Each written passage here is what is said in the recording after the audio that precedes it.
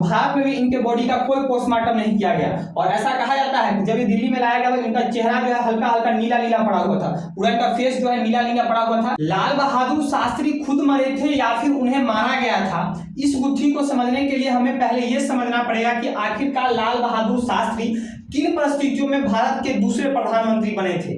दरअसल आप सभी को पता है कि भारत के पहले प्रधानमंत्री यानी पंडित जवाहरलाल नेहरू का हार्ट अटैक होने के कारण 27 मई 1964 ईस्वी को मृत्यु हो जाता है। नेहरू जी का मृत्यु होने के बाद गुलजारीलाल नंदा को भारत का कार्यकारी प्रधानमंत्री बनाया जाता है और 27 मई 1964 को ही उस समय कांग्रेस के तत्कालीन अध्यक्ष के कामराज को यह जिम्मेदारी सौंपी जाती है कि भैया वैसे तो हमने भारत का कार्यकारी प्रधानमंत्री गुलजारीलाल नंदा को बना दिया है, लेकिन अब आपकी जिम्मेदारी है कि अब आप कांग्रेस के अध्यक्ष होने के नाते भारत का दूसरा प्रधानमंत्री चुनिए। तो वैसे तो आपको पंडित जवाहरलाल नेहरू की मृत्यु के बाद दूसरा प्रधानमंत्री उनकी बेटी इंदिरा गांधी बनना चाहती थी, लेकिन दिक्कत क्या था कि उस समय कांग्रेस के जो अध्यक्ष थे के कामराज और इंदिरा गांधी में दोनों में बनता नहीं था, दोनों में जमीन आसमान का अंतर था।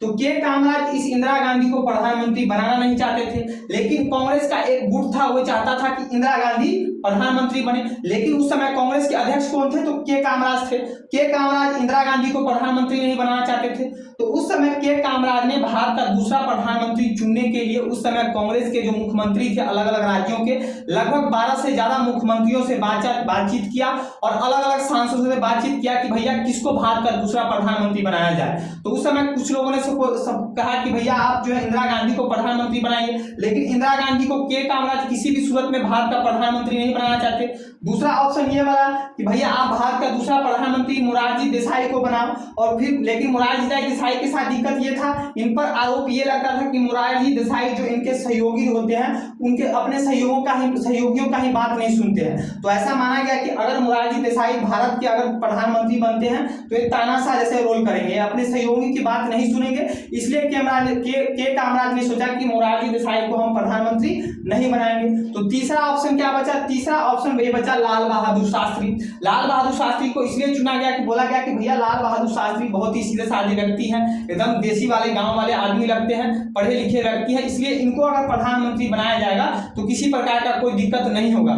यही सोचकर 9 जून 1964 ईस्वी को लाल बहादुर शास्त्री को भारत का दूसरा प्रधानमंत्री बनाया गया और इंदिरा गांधी भी इस बात से सहमत हो गई कि नहीं भाई हम लाल बहादुर शास्त्री को ही दूसरा प्रधानमंत्री बनाते हैं। क्योंकि इंदिरा गांधी देखी कि भैया बेशक अभी हम प्रधानमंत्री नहीं बन पा रहे हैं कोई बात नहीं, लेकिन अगर लाल बहादुर शास्त्री भी प्रधानमंत्री बन जाते हैं तो हमारा काम आराम से चल जाएगा। क्योंकि लाल बहादुर शास्त्री का अलग ही सादगी था, इनको ऐसा दिखावा पहनावा ऐसा कुछ नहीं था, इसलिए इंदिरा गांधी भी इस बात से सहमत हो गई कि लाल बहादुर शास्त्री को प्रधानमंत्री बना लिया जाए और 9 जून 1964 ईस्वी को लाल बहादुर शास्त्री भारत के दूसरे प्रधानमंत्री बन जाते हैं। अब जब लाल बहादुर शास्त्री भारत के दूसरे प्रधानमंत्री बन जाते हैं तो हमारा पड़ोसी यानी नल्ला पाकिस्तान, ये नल्ला पाकिस्तान का उस समय जो आपको प्रेसिडेंट यानी राष्ट्रपति रहता है वो जनरल अयूब खान रहता है। तो जनरल अयूब खान इसमें मतलब विचार विमर्श में रहता है कि भैया ये जो भारत का प्रधानमंत्री बना है लाल बहादुर शास्त्री, आखिरकार ये बंदा कैसा है, ये पता लगाया जाए। अगर ये बंदा आराम को एकदम सख्त वाला होगा, एकदम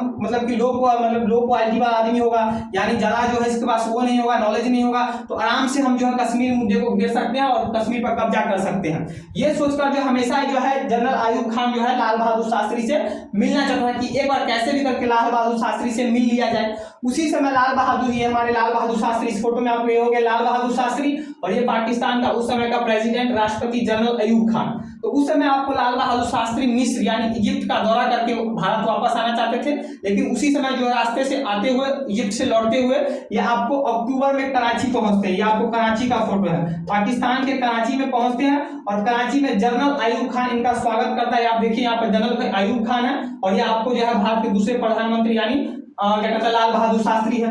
जनरल अयूब खान जब इससे मिलते हैं जनरल अयूब खान कहता है कि भाई ये तो क्या बंदा है 5 फीट 2, क्योंकि आपको उनका ज्यादा हाइट नहीं था, लाल बहादुर शास्त्री का ज्यादा हाइट नहीं था, उनका हाइट 5 फुट 2 इंच था। तो जनरल अयूब खान देखता है कि भैया 5 फुट 2 इंच का आदमी, देखिए आपको जो है कपड़ा देखिए, इनका पहनावा देखिए, धोती कुर्ता में, ये क्या जो है मतलब हमसे टक्कर लेगा।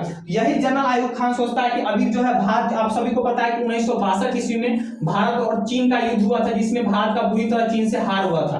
तो जनरल अयूब खान देखता है कि अभी भारत जो है नया नया चीन से हारा हुआ है और भारत का प्रधानमंत्री भी जो है कुछ उतना लायक नहीं है, ऐसा जनरल अयूब खान सोचता है। इनको देखकर, इनके कद काठ को देखकर ऐसा जनरल अयूब खान सोचता है। तो जनरल अयूब खान सोचता है कि अगर मौका देखते हुए अगर आपको जम्मू कश्मीर यानी भारत पर हमला कर दिया जाए तो हो सकता है कि हम जो है कश्मीर पर अपना कब्जा कर लेंगे।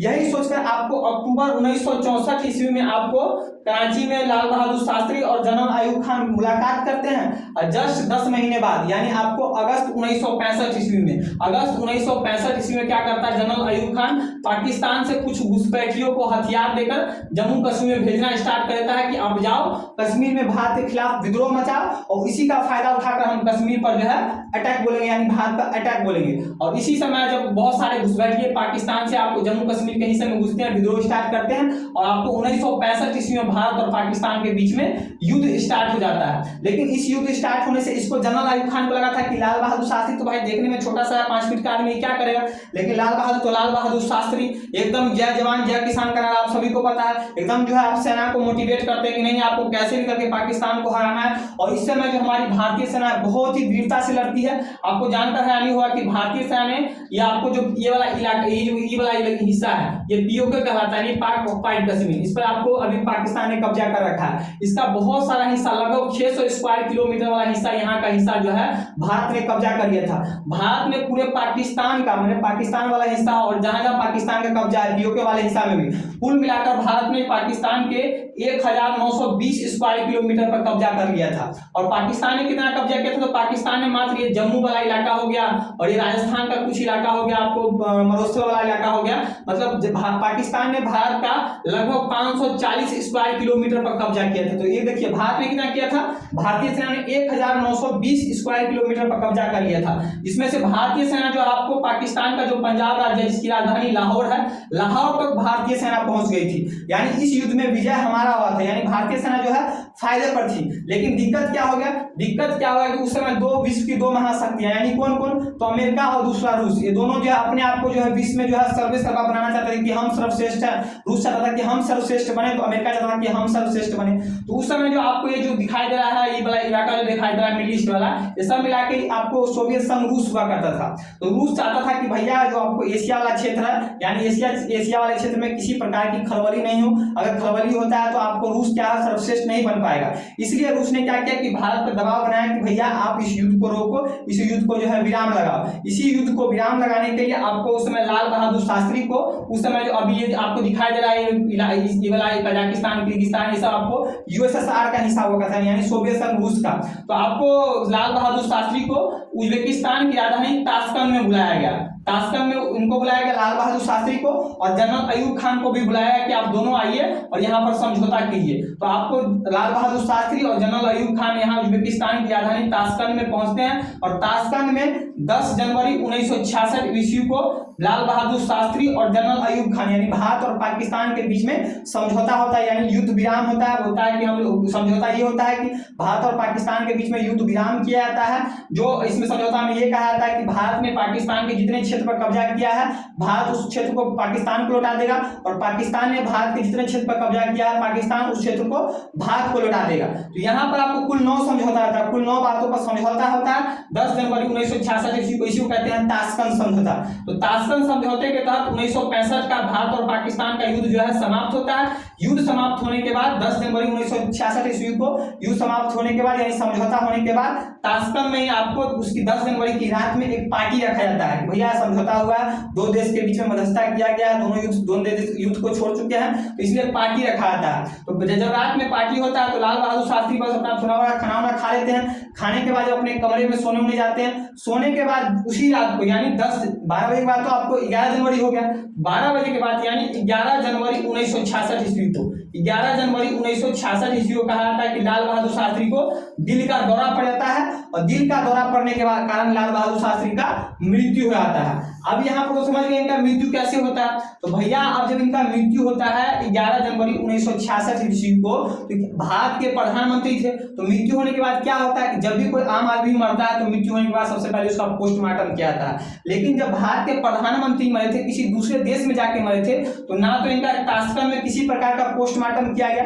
यहाँ छोड़िए, चलिए ताशकंद में पोस्टमार्टम नहीं हुआ, कोई बात नहीं। जब इनका शरीर आपको दिल्ली लाया गया यानी भारत में लाया गया, तो भारत में भी इनके बॉडी का कोई पोस्टमार्टम नहीं किया गया। और ऐसा कहा जाता है कि जब ये दिल्ली में लाया गया तो इनका चेहरा जो है हल्का हल्का नीला नीला पड़ा हुआ था, पूरा इनका फेस जो है नीला नीला पड़ा हुआ था। इसलिए इस बात का शंका लगाया जाता है कि इनको ताशकंद में इनके खाने में जहर देके इनको मारा गया था। अब आप खुद सोचिए कि भैया किसी देश का प्रधानमंत्री मर गया है, मर जाने के बाद ना तो उसका किसी जिस देश में मरा है यानी उज्बेकिस्तान में मरे हैं, वहां पर भी इनके शरीर का पोस्टमार्टम नहीं होता है। जब इनका शरीर भारत आता है यानी दिल्ली आता है, तो भारत में भी इनके शरीर का पोस्टमार्टम नहीं किया जाता है। जब लोग कहते हैं इनका शरीर नीला नीला पड़ा है, तो भैया पोस्टमार्टम कराना चाहिए, यानी दाल में कुछ काला है। किसी देश का प्रधानमंत्री मर जा रहा है, उसके बॉडी का पोस्टमार्टम नहीं करवाया जा रहा है। भाई अगर पोस्टमार्टम हो जाता तो सभी को पता लगा था कि आखिरकार इनके साथ एक्चुअल में हुआ ही क्या था। पता लगा था ना कि हाँ दिल का दौरा, रियल में दिल का दौरा पड़ने के कारण ही मृत्यु हुआ था, या फिर इनको कुछ जहर दिया गया था, यानी जो भी आपका दूध का दूध और पानी का पानी हुआ था।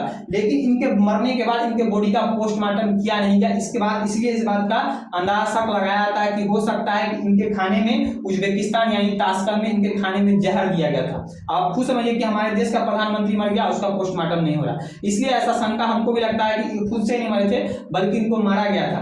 अब मैंने परिस्थिति भी आपको बताया कि किन परिस्थितियों में लाल बहादुर शास्त्री आपको भारत के प्रधानमंत्री बने थे। इनको प्रधानमंत्री जब बनाया गया था तो लोगों को लगा था, जो बनाने वाले लोग थे, लगा था कि भैया क्या है, छोटा सा आदमी है, क्या करेगा।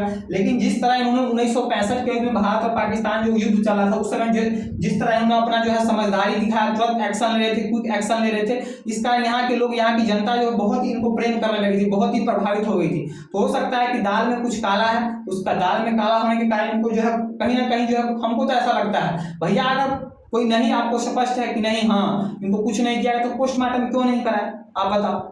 ये इनकी पूरी कहानी है। तो अगर आपको वीडियो अच्छा लगा हो तो वीडियो को ज्यादा से ज्यादा शेयर कीजिएगा, मेरे चैनल शुभम नारायण को सब्सक्राइब कीजिएगा। आज के इतना ही, मिलते हैं नेक्स्ट वीडियो नए टॉपिक के साथ, तब तक के लिए जय हिंद।